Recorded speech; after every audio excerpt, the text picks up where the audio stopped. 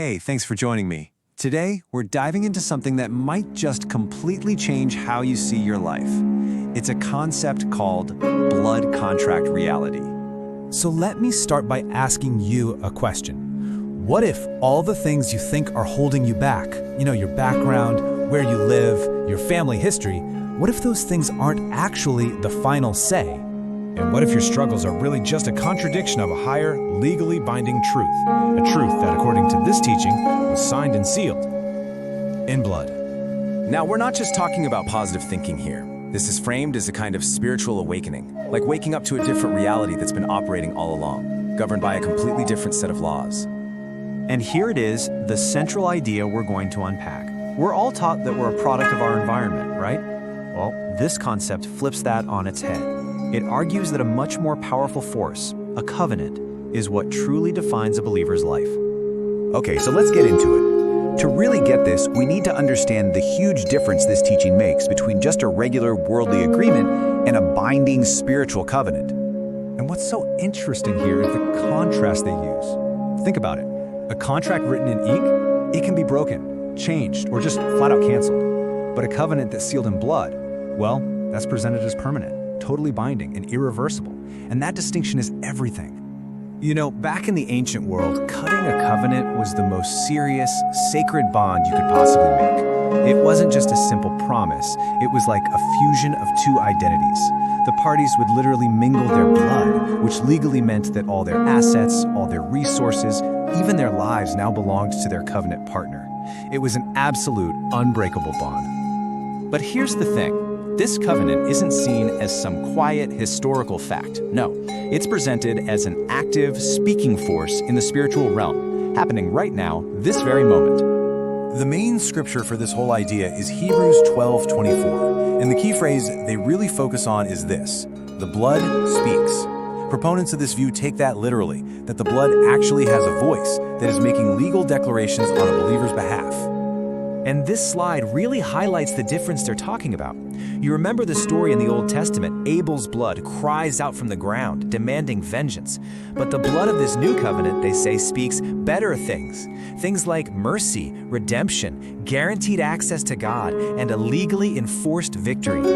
So according to this framework, what is the blood always saying in the spiritual world?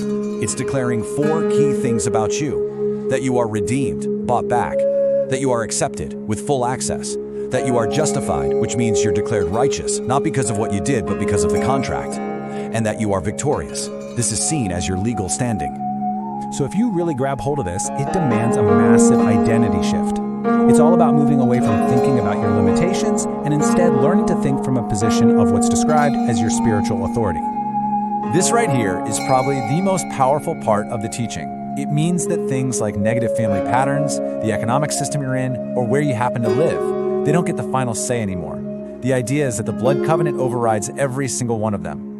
This is the core declaration that followers of this teaching are encouraged to really let sink in. It's a statement designed to pull your focus away from your current circumstances and lock it on to this covenant reality.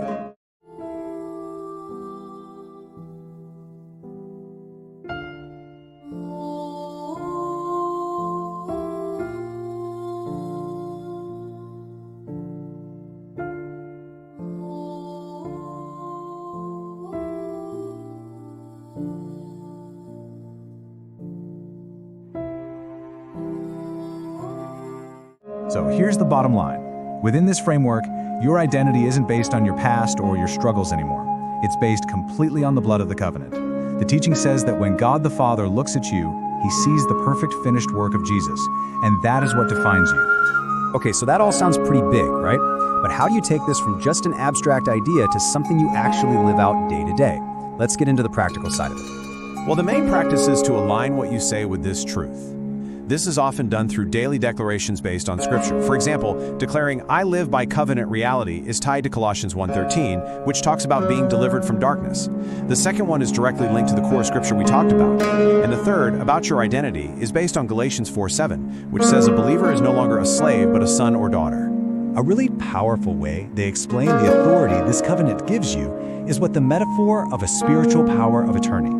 The idea is that you've been given the legal right to use the name of Jesus, to act in his name, and to command your circumstances to line up with the terms of the covenant. This whole concept completely reframes prayer.